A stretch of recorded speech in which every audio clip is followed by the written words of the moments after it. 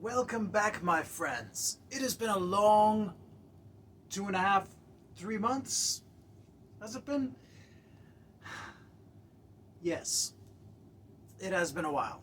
And I apologize for being gone as long as I have.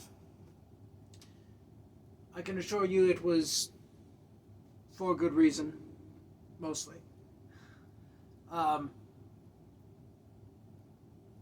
not gonna really talk about it a bit more personal than what I would like to get into at this time, but believe me, it was all necessary. And now I am back. I'm back to try and get this year going with consistent videos at least every month. At least, hopefully more often than that. I made a promise about there being more comedy videos coming, and that is a work in progress. Not really gonna talk about any more of that shit though, because I promised this next video would be about brainwashing, and that is what we are going to talk about today. I will have another update video after this coming up to let you know a little bit of what's going on and what to continue to expect. But for now, let's talk about brainwashing. I had quite an interesting time doing some research on this. And, it really doesn't take long or a whole lot of searching to do on the internet to find stuff about cults and brainwashing and the different tactics out there. And but not a lot of people have experience with it themselves or want to talk about it. But today is your lucky day. So I'm going to talk about there, and there is even more than what I've got. You'll find videos out there on brainwashing that will tell you here are the 8 most or 9 most or 10 most common aspects. There are even more ways and methods of brainwashing out there than that. Even more than what I'm going to give you today. Today I'm going to give you 11. And I'm only going to give you these 11 because I know I'm aware of at least 12. But I'm leaving that one off, which will be very easily discovered when you do your own research, because I personally didn't have that type of brainwashing done to me. But these other 11, I have. And so I'm going to go through and talk about them each individually and how I experienced them myself. And then at the end, I want to talk a little bit about how to counter those. And especially when you can't really counter brainwashing if you don't know you're brainwashed. But fortunately, it is possible to recognize patterns within yourself and behavior patterns, things you see yourself doing that you can kind of recognize are from an old lifestyle. A lot of people that leave Christianity or Islam or some kind of strict overbearing religion like that, even if they despise it or no matter how they feel about it afterwards, the more of a heavy impact that was forced upon them during their younger lives, during their exposure within the religion or the cult or whatever they were in, then the longer the habits and the ideas and the ways of thinking, it can impact that person in the long term in their life. And it's I myself am still dealing with leftover bits of brainwashing that I know I have in me, but I am working to overcome and get rid of. So we'll talk a little bit about that at the very end. So for now, without any further ado, let's grab some weed, because, we can't talk about brainwashing without drugs.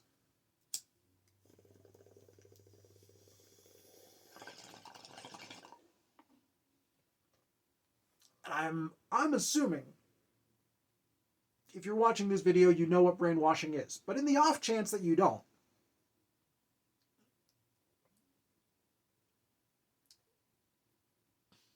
you must be really sheltered if you don't know what brainwashing is. So I'm trying to think of the best way to explain it without having to use, popular media and stuff like that. But basically, brainwashing is when you've been put through a set of conditions, whether you're aware of it or not yourself, because they can be manipulated to where you don't even realize it's happening to you. But it's when you've been put through a series of conditions to be made to think a certain way. Most of the time, that's literally what brainwashing. Well, basically what brainwashing is. You've been made to think a certain way. Sorry, I bumped the tripod. And it's like when you're brainwashed into thinking a certain way, you don't deviate. It's like you're stuck. It's like your mind is stuck in a groove. It's not that your mind can't be unlocked from it or anything like that. It's you've been trained to be that way. Whether either you've done it, believe it or not, you can do it to yourself.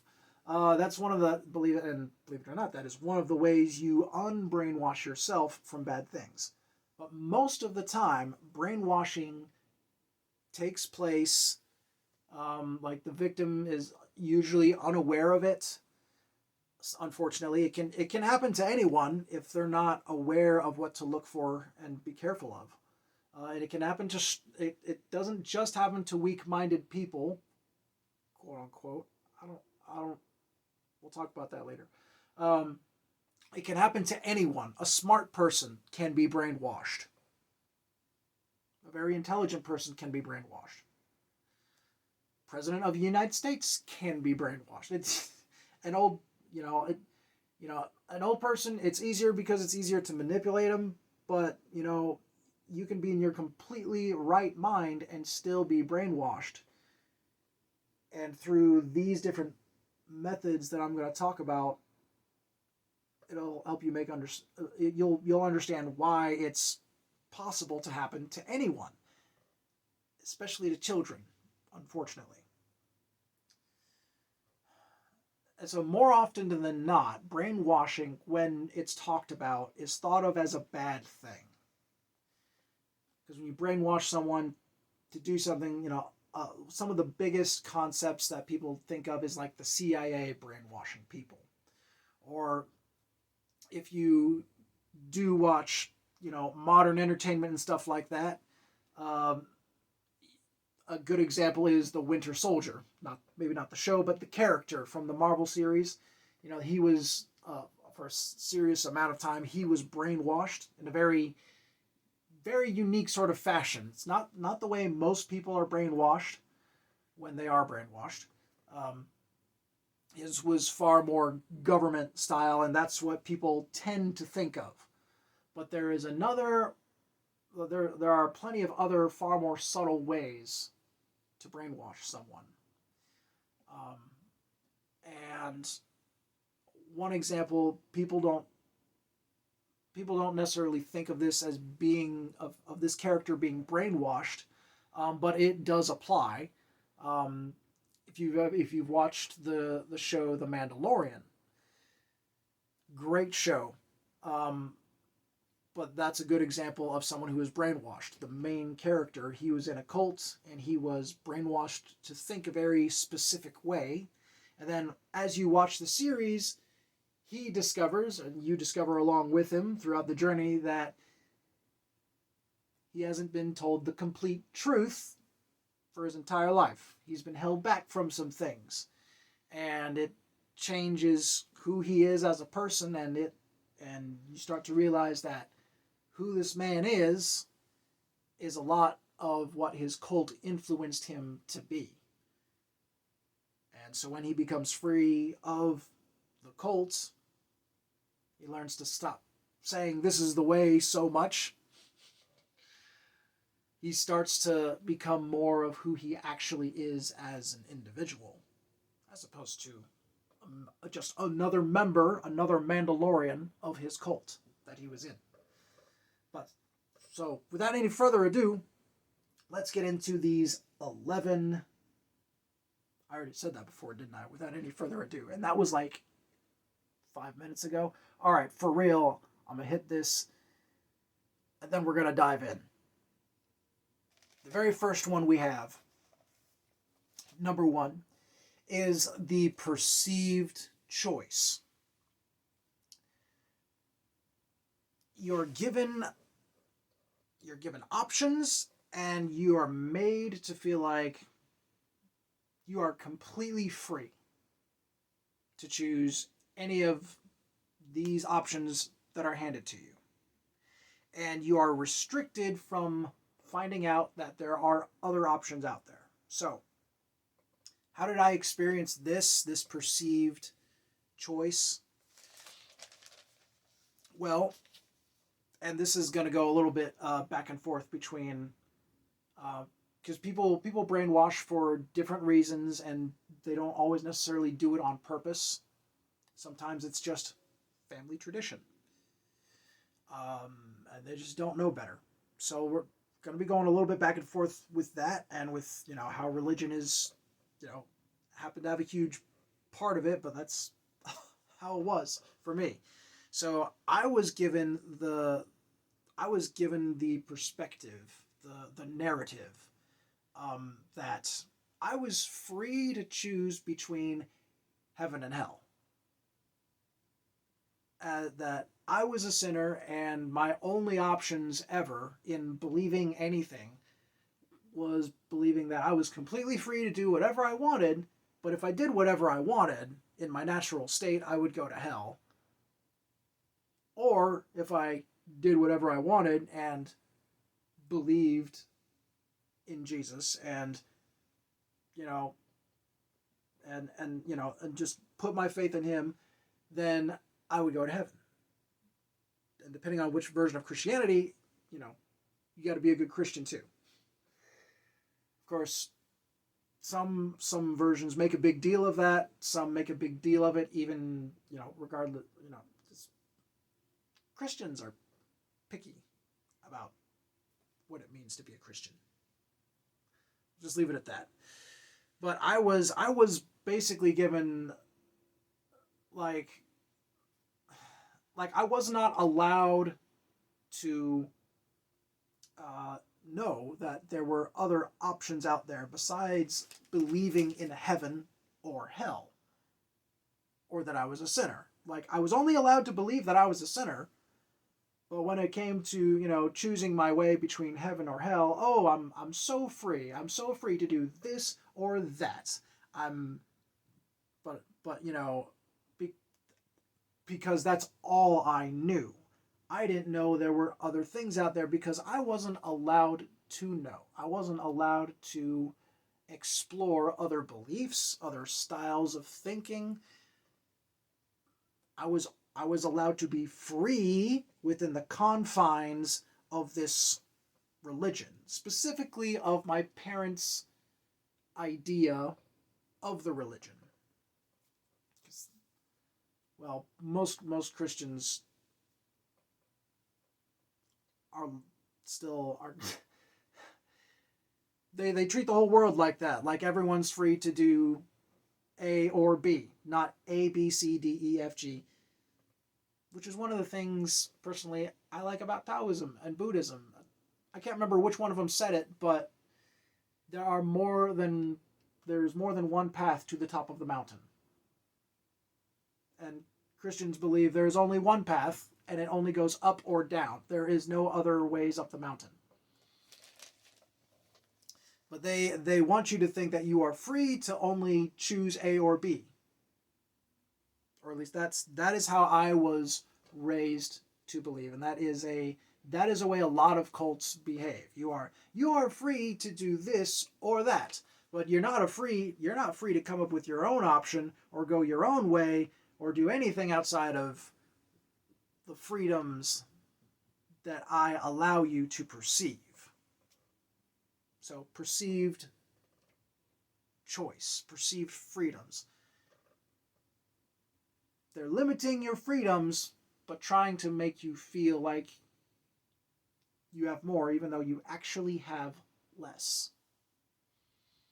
That was one of the unfortunate things I remember being told growing up, was like, well, everyone's got a choice.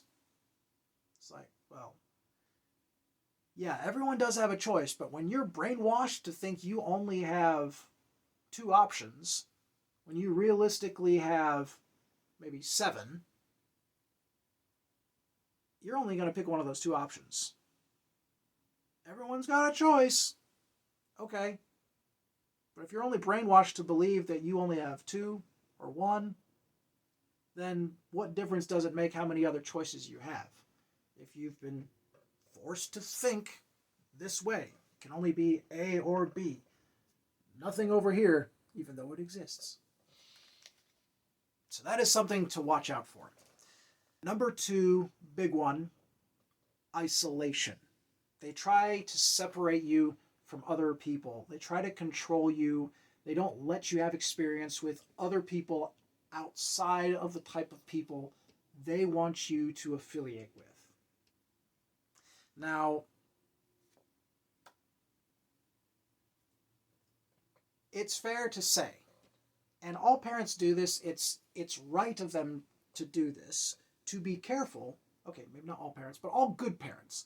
All good parents are careful of their children, of who they spend time with. Like, a good parent is going to be protective no matter what, right? But there's a point where it's too far, where it's too controlling, where you keep them from having experiences. Like, if you've ever had a controlling parent who doesn't let you hang out with other kids that you want to hang out with, even though, like, and you ended up growing up and finding out there was nothing wrong with those other kids, your parents were just controlling and manipulative. Not everyone has parents like that. I like mine took it to a pretty far degree. And no, I don't personally blame them, because they were partially raised that way themselves, especially my dad. But I was, for one thing, I was homeschooled K through 12. So, like, I was extremely limited on how many friends I had. And then, natural result of being homeschooled. But when I tried to make friends, when I had the opportunity to make friends, my parents were very controlling of who I hung out with.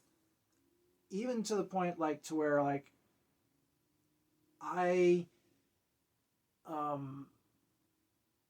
we went to the same church for a while, and I became best friends with a good buddy for a while, a very long time, and my parents tried to keep me from hanging out with him. They didn't approve of him.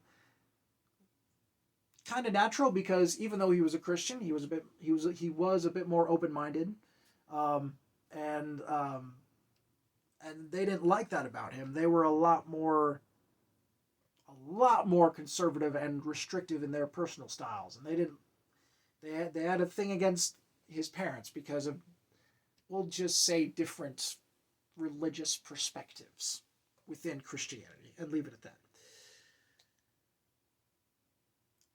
And you could say that, that was just them and their religious differences and all that, but they took it even another step further and kept me from ever getting to contact my own sister. All because she didn't want to be part of the Christian lifestyle that they wanted her to be in. She left home when she was 18, and um,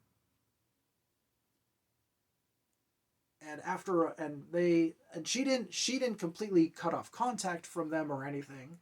She in fact um, we still met up here and there occasionally, over time in the future. I still got to see her, but when it came to sending letters to each other or talking on the phone, she and I were never allowed to talk. I was never allowed to know her perspective of why she left. I was never allowed to know what she was thinking, what she was up to, what she was. The only things I was allowed to know about my sister was through my parents. And so it was almost like she didn't, almost like she didn't even exist for a long time. And that, honestly, it really sucked because, later on I grew up, I left Christianity on my own. And then, I finally like really got to know her and talk to her and discovered that we have more in common than anyone else in the entire family, and not just because we both left Christianity. There's a crap ton of other stuff that we have in common, and it's awesome. We are great friends, and but I wasn't allowed to talk to her or get to know her before then. I could talk to any of my other siblings because they were still Christians, because they weren't too far extremely open-minded of Christians, but they were still close enough. Even the most open-minded of them were close enough, to me, for me to be allowed to talk to and hang out with. But not my sister.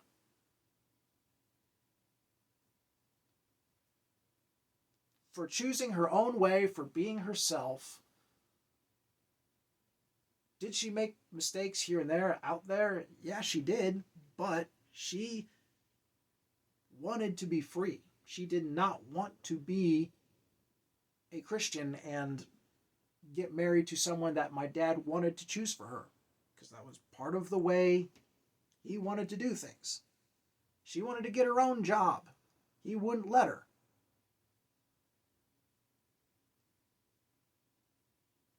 There was a whole bunch of other things that he put her through that she didn't want to live with, and so she left. And because of that, I never got to talk to her. And every time, and then here's another thing that goes into the isolation on top of that. Every time my dad got into some kind of disagreement with church leaders, if they didn't end up seeing his way, he would leave and go somewhere that was to another church that was more aligned to his style of thinking, which would always be stricter and more uptight than where we just were. A lot of times, which often meant less kids going there too, because a lot of young people did not want to go with that old-fashioned style of Christianity that my dad really enjoyed, among some other different styles that he had thrown in there that were not healthy.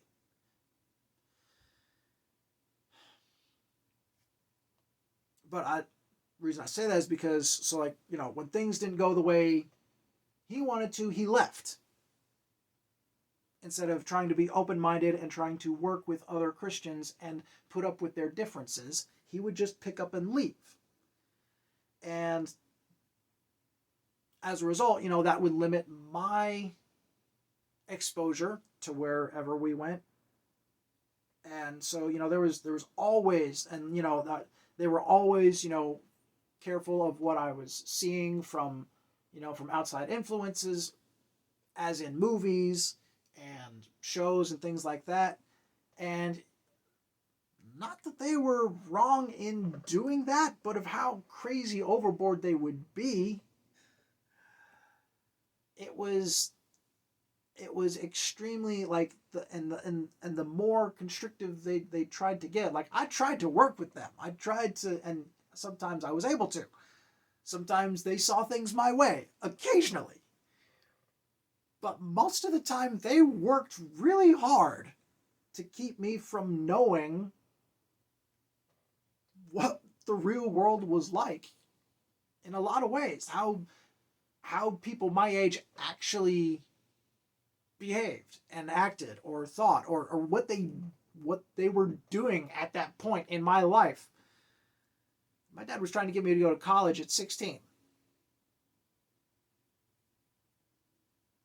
Like I did almost zero hanging out with kids my age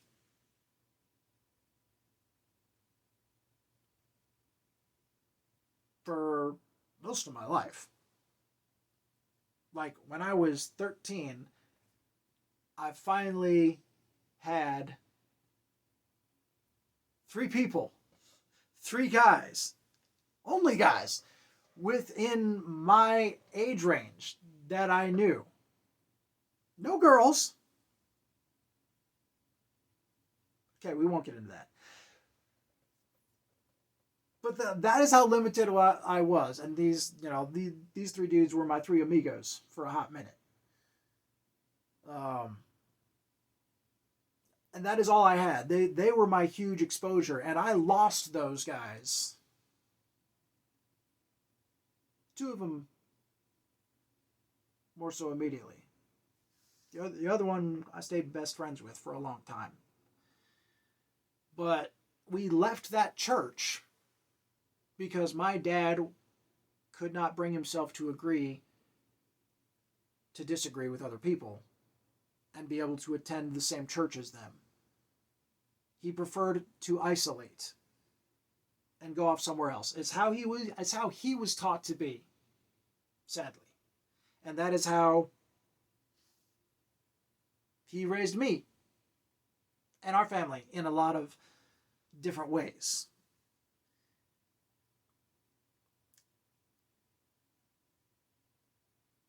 They don't let you explore relationships with anyone they don't like. Yeah. Yeah, that was another thing. They wouldn't hardly let me date or even see any other girls in general.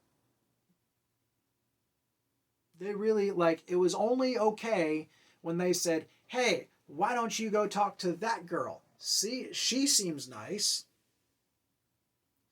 And, it was usually someone in a family that dressed even more uptight than we did and homeschooled even more hardcore than we did.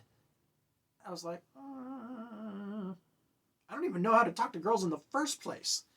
And you want me to talk to someone in a family that seems to be stricter than ours. But that was their idea of approval. Kids in other families who were about our same belief system. I was not allowed to explore. I was not allowed to be open-minded.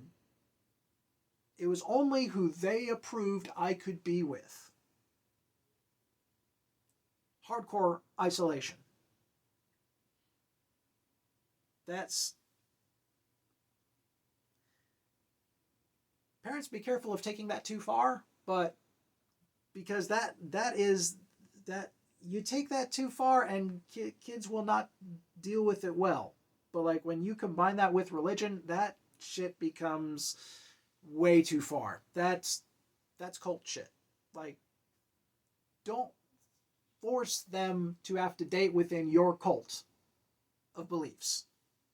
Please. That shit's not right. Isolation is bad. If you got to deal with that when you're old enough, legally enough, be free as safely as you can be, because that isolation is not good for you. That is one of those things I still deal with, because I've gotten to a point where I kind of enjoy it to a degree. But I also need to be out there. I need to meet people. I need to learn to be myself around more people out there. And that's one of those things that I'm working on. Still working on to this day. It's a bitch to get over. And right before we continue, I've just now realized how long this video is already going. So we're going to make this a two-part deal. I'm going to stop at about 0.5 or 6. See how long we're going. Maybe I'll throw in 6 because that's kind of a quickie. But then we'll do a second video, which I will release shortly after this one. Okay? Okay, it's just a lot of uploading, a lot of time to do. So just be a little bit easier, keep it 2 videos. All right. Let's get rolling to number 3. Third tactic that I have that I experienced that was done to me is control of, or complete shutdown, even, usually both, control or shutdown of your natural emotional reactions. This is something they will try and do. They will literally try and control your emotional reactions and attitude.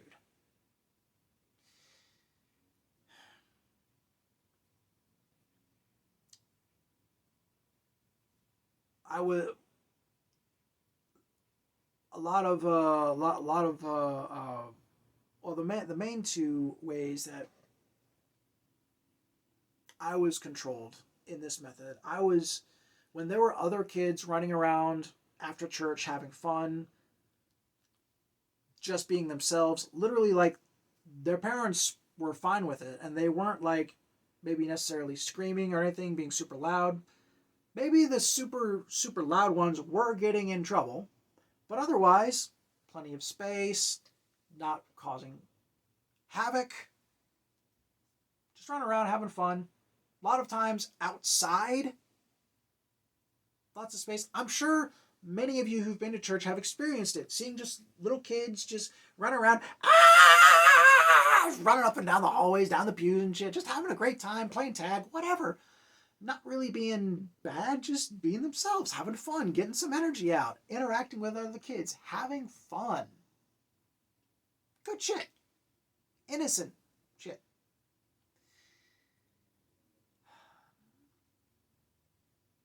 While most kids were allowed to do that, within behavioral range, I was yelled at a lot. I wasn't really incredibly loud. I didn't try to be. I just ran along and I was having fun with the other kids. And I would get yelled at. I would get spanked. Just for acting like any other literally average vocalized, energy-wise kid.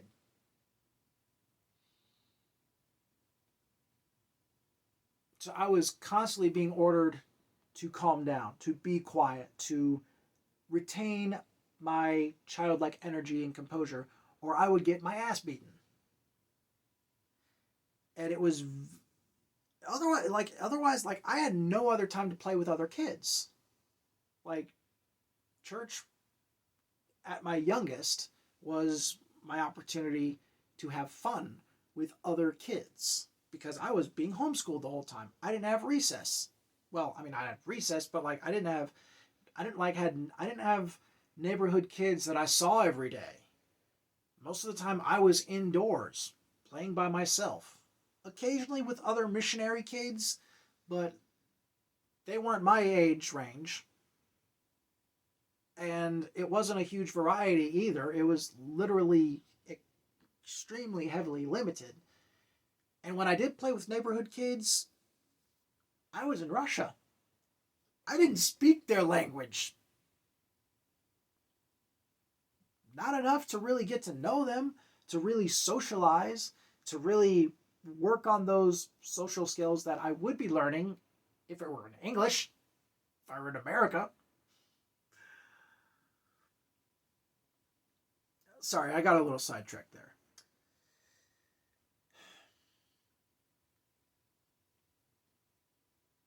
But the point is, my parents were so controlling of my emotions that eventually I really shut down over time. I stopped playing with other kids as much. I stopped being excited when there were other kids around. I stopped interacting as much.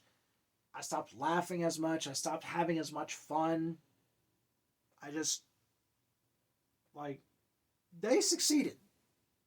And the thing is, they would flip it. They would try and flip it to times where they would try and get me to be happy, to be cheerful.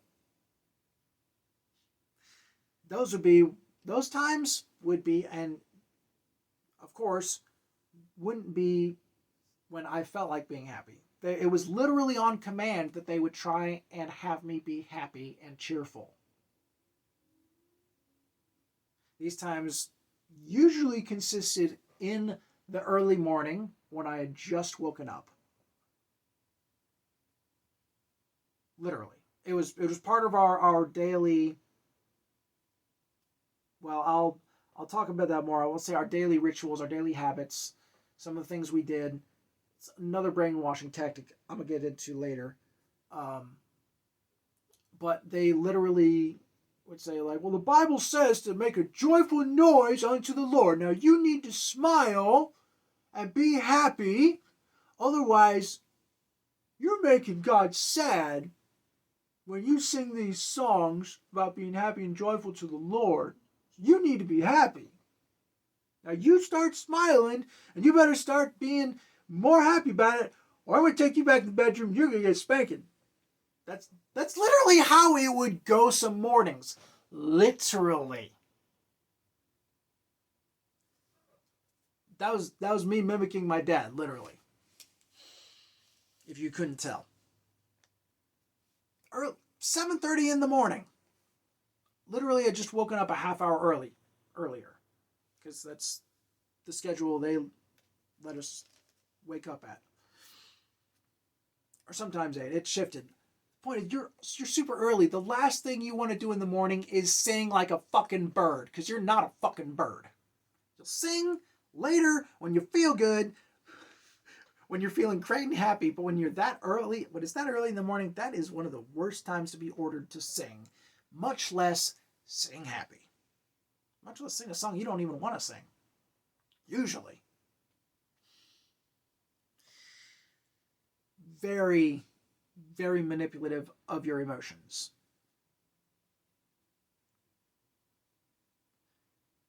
They didn't succeed at making me happy and cheerful. I got spanked a few times. Maybe I got good at faking it. I don't know. But that was number 3. Let's move. Oh, the biggest one for controlling emotions.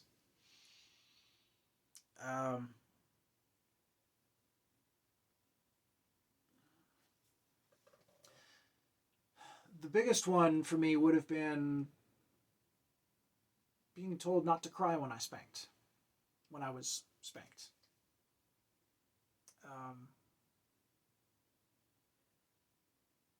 And it's not that I wasn't allowed to make tears. It was that I was not allowed to make noise. Or even like shudder away from getting spanked or have any kind of... I was basically not... aside from tears coming out of my eyes and, frowning and clenching and all that, I wasn't allowed to have a natural reaction to being spanked. I wasn't allowed to make noise or anything. Just cry and not move.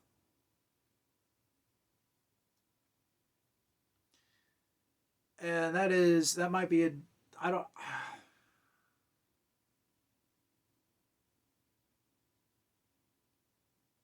don't know this for sure because I'm not an official psychologist, obviously, or psychiatrist. I probably still need both. But I'm neither of those. But the point is, if I had to guess, I really would not be surprised if that counted as emotional manipulation. Yeah, it's physical, but there's serious emotion that you are missing out on when you don't get to vocalize how you feel in the moment. So I'm pretty sure that falls under emotional manipulation. And that is that's rough. And one of the long-term consequences of that is that when you're in pain physically, you have a tendency to not talk about it. You have a tendency to just deal with it and just hold on to it, just suck it up and keep going. And to not tell anyone whether you know it's serious or not, and just keep going. And that'll be something I'll actually be talking a little bit about in my update video. But for now, let's move on to the fourth item. The fourth thing they do is they exhaust you with above and beyond standards, expectations, and making you guilty for not doing what they want you to do. Whether it's actually right or wrong. In essence, they're guilt tripping you. Maybe even like trying to force you to participate.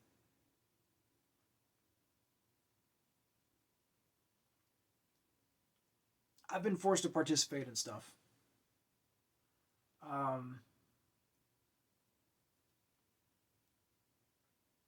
Was I spanked for not participating? I actually don't think so. I was one time, but that was not a religious incident, or I would say brainwashing incident.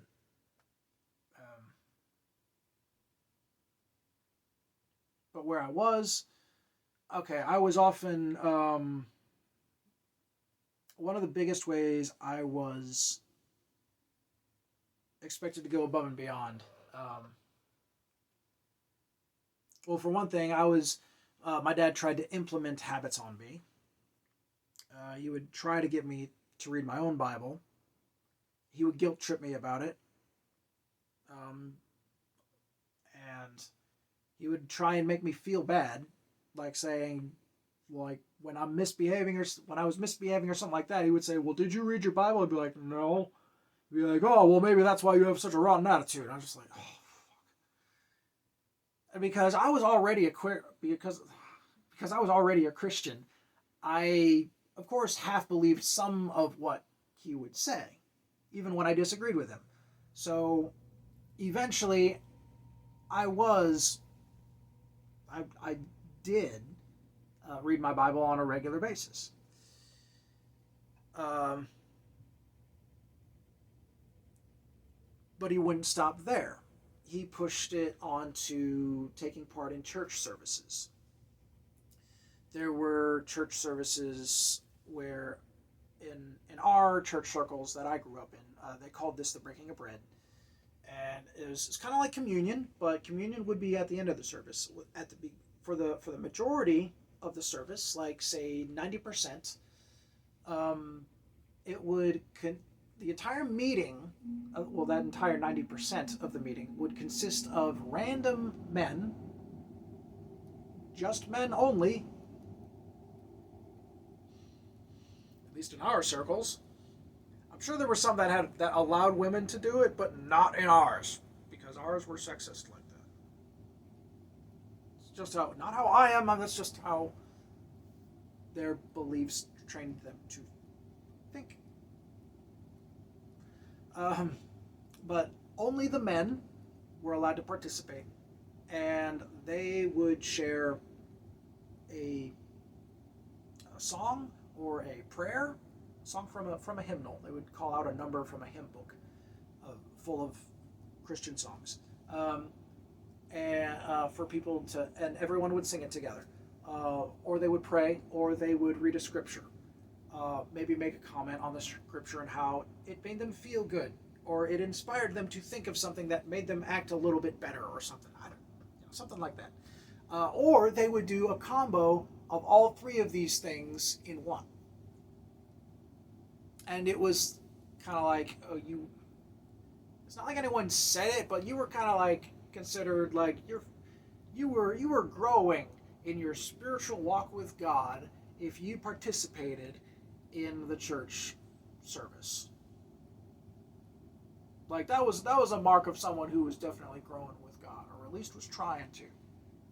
That was what was thought and expected, and that was the sense, the guilt trip that my dad put on me, was that I wasn't acting like a good Christian if I didn't participate, and like I wasn't giving glory, like part of the sacrifice of giving back to God for His sacrifice for us was, even if we don't feel like it, standing up and calling out a song for God.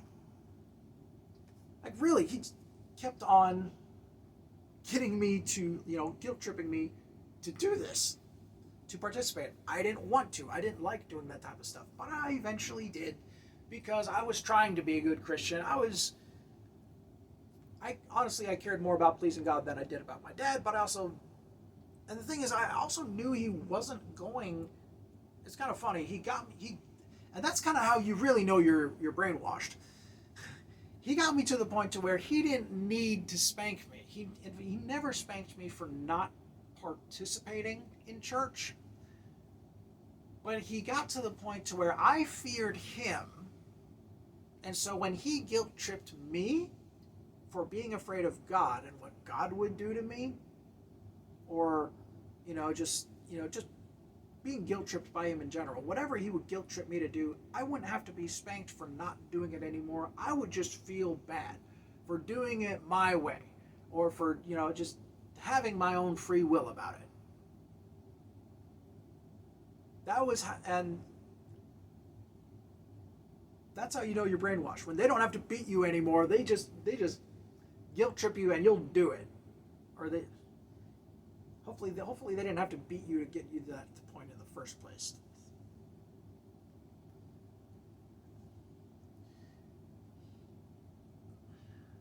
I didn't think of that as a method, but I guess that could be one. Beating.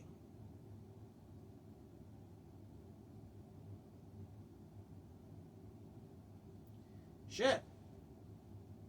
Wow. I don't know why I never thought of that. That makes sense. With one of my other ones, like fear and intimidation, like hitting someone, why wouldn't that cause some type of brainwashing and trauma? It's like, okay, I'm sorry.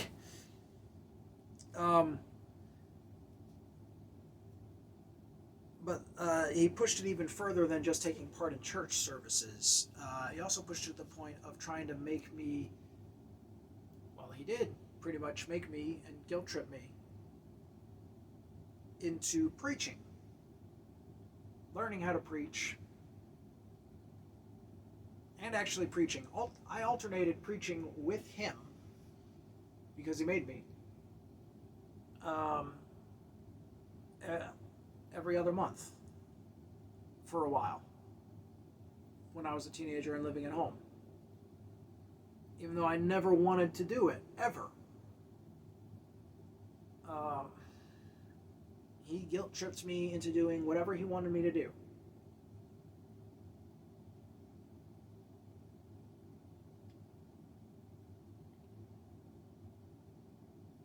Leading music, taking part in church, not saying no to other leaders in the church when they came and asked me to do something and take part in church. It's like all pushing you to act a certain way, pushing you to be a certain way that they want you to be. It's like, well, you got to be like this. Don't be like them over there. Be like me. Be like how I tell you. Be like what I want you to be. They're always pushing you to do more. Always like this one cookie isn't enough. They'll ask for another. Then they ask for the glass of milk. Then they just ask you to do this, ask you to do that. They never stop asking you to do more stuff. It's never enough for them. And you just get exhausted. They keep you exhausted. And keeping you exhausted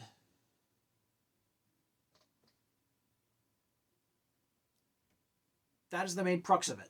The main crux of it. Keeping you exhausted by doing this shit. By constantly trying to make you better. They don't give you time to rest. They just keep throwing stuff at you. They just keep it coming. And the fifth tactic I have, rarely, if ever,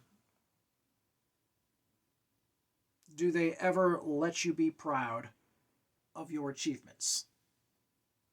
They either try to steal the credit from you themselves, or they try to make sure you give it to someone else or spread it around.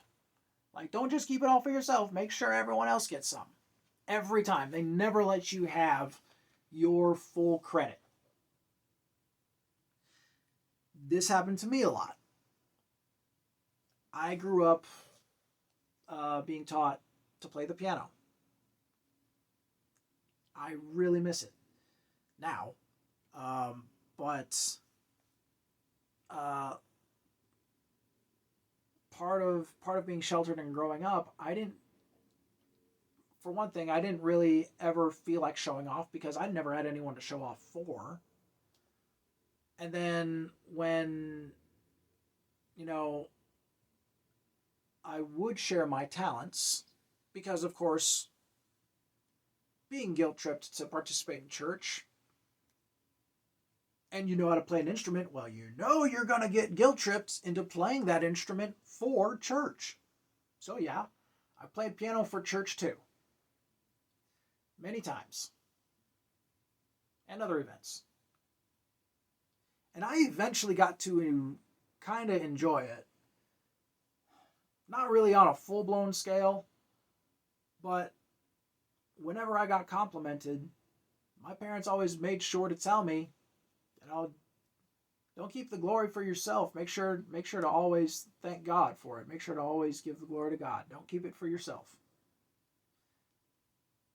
I was literally never allowed to be proud of my achievements. I didn't know what it meant to be proud of what I did, of my work. I was just told to do. I was told, practice this for a half hour a day. And so I practiced it. It's like, learn this. And so I learned it. And then it was like, all right, now play in front of everyone. I'm like,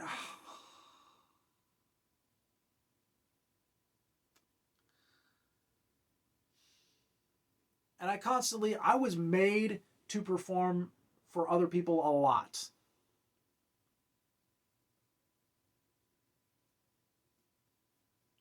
And I got complimented a lot, but I didn't know what to do with any of those compliments. I didn't know how to act. I didn't feel good about being complimented because my parents didn't let me be proud of myself. I didn't know how to be proud. I wasn't allowed to be.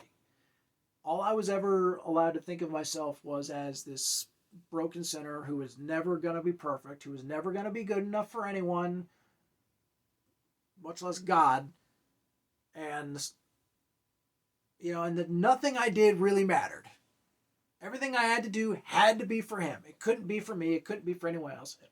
Everything I did, it always had to be in gratitude because I was born this broken, needy person. When the truth was, I wasn't. I was this talented kid that was not allowed to be proud of what I was capable of. And now I'm a little bit better about it, but it's still kind of difficult for me to feel good. Like sometimes I have to ask, did I do a good job? I don't even know. Are you sure that was good? I don't know. like the way I feel about my art, I get complimented about my art, um, and and the things I do now, and I'm like, I'm still treating myself like I'm not that great of an artist. I don't feel like I am. I genuinely don't. Um, I know I'm better than someone who doesn't do it at all, but like I'm no Picasso or Michelangelo. So I know people like it, and so I create it and I put it out there and I try to make stuff people like. But it, you know, it's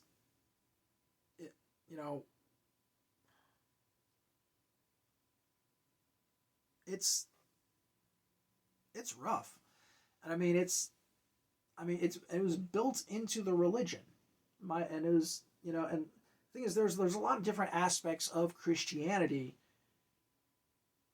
that are within it, and one of those is not being overly proud of yourself, and that is a good concept. It's good to not be overly proud of yourself because yes, you do get cocky and you don't see what you're doing. You get full of yourself. You trip over, you fall flat on your face, and it's no one's fault but your own. Yeah, that happens. But I was so beaten down because I would like that result was of pride was the only one I was ever allowed to really know and see and understand for a very long time of my life. I wasn't allowed to see this more balanced aspect of pride to where it's like, oh, I'm not, not the best, but I'm actually capable of something. I can, and you know what? I'm capable of being even better than what I am. I'm capable of building myself. I'm capable of making myself into something awesome, even though I'm not maybe at the moment.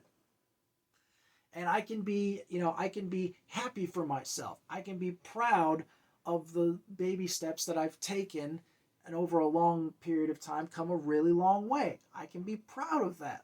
It's okay to be happy for myself. I didn't know how to do that for such a long time because of this.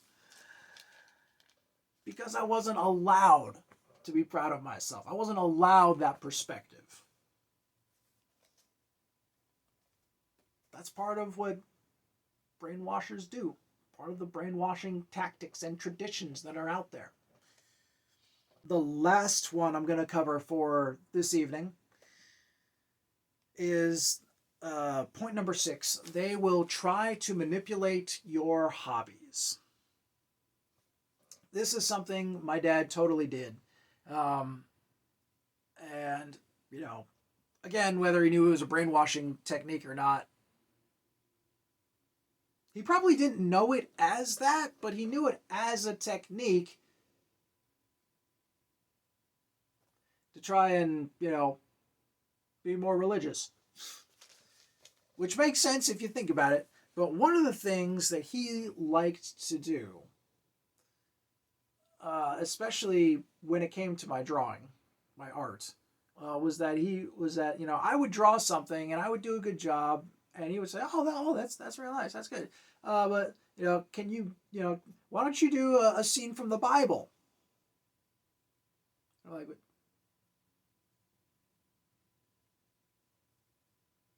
really? Like, the Bible's all we ever talk about, Dad. It's all you ever talk about.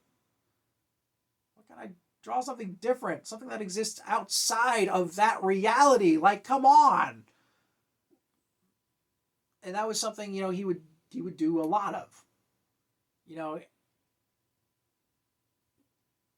That was probably the biggest one, but it was the most repetitive one he would do for me. But with me, with learning music, of course, the main thing they wanted me to learn above anything else was hymns.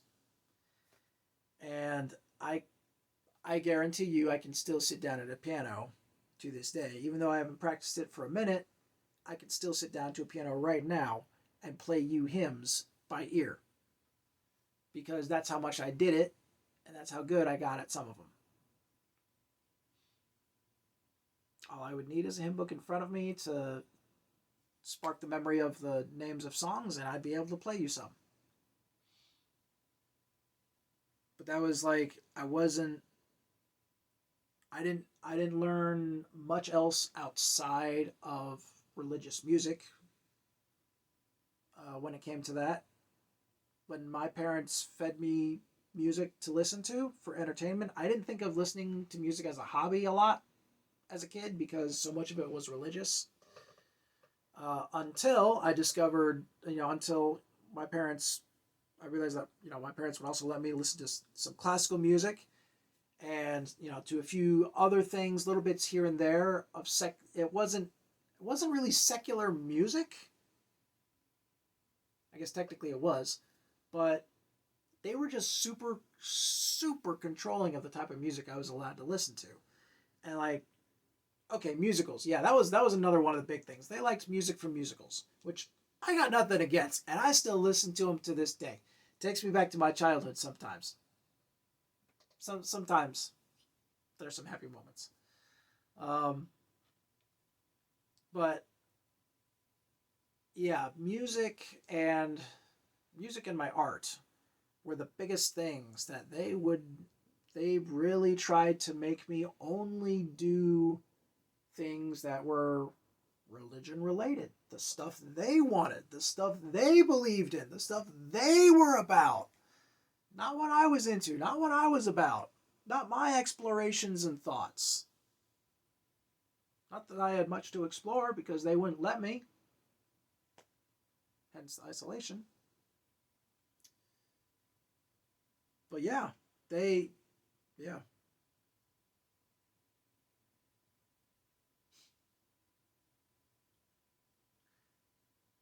Yeah. We'll stop there for now because that is a lot that we went through. And that was a lot for me to go through. And so I would like a little break for the both of us. Um, I'm going to continue filming this. I will make both videos together, release them separately, but together at the same time. So as soon as you finish this one, you can start the next one. You're welcome. Uh, and they should be together on this weekend, hopefully. But you have a wonderful evening if you're going to take a break. And if not, well, either way, I'll see you in the next video. Till then, my friends, stay safe and farewell.